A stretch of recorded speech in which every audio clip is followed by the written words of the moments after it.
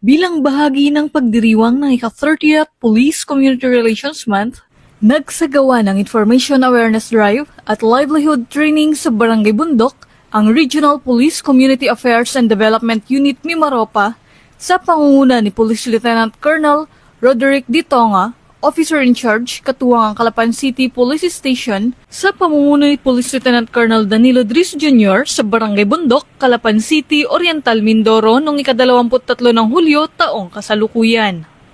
Unang sinagawang Information Awareness Drive bandang alas 8 ng umaga na dinaluhan ng mga opisyal ng barangay at mga miyembro ng komunidad.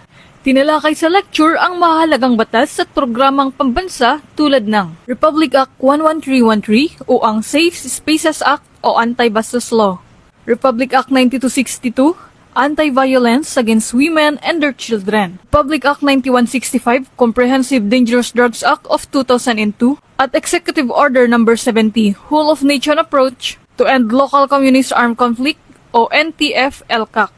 Layunin ng aktibidad na mapalawak ang kaalaman ng publiko ukol sa mga karapatang pantao, gender equality, kampanya kontra droga, at pambansang kapayapaan at kaunlaran. Matapos ang lecture, sinagawa naman ng isang livelihood training program kung saan tinuro ang paggawa ng dishwashing liquid bilang isang praktikal at sustainableng kabuhayan para sa mga residente. Kabilang sa mga kalahok, ang mga opisyal ng barangay at mga miyembro ng samahan ng kababaihan sa barangay na aktibong lumahok sa hands-on training.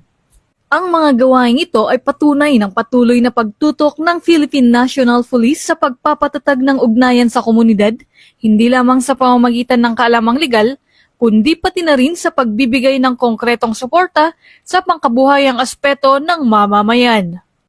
Nagpapatuloy ang RP Kadumi Maropa at Calapan CPS sa kanilang advokasiyang paigtingin ang tiwala at pagkakaisa ng publiko sa pamamagitan ng mga makabuluhang aktibidad na nagbibigay ng kaalaman at kabuhayan tungo sa mas ligtas at mas maunlad na pamayanan.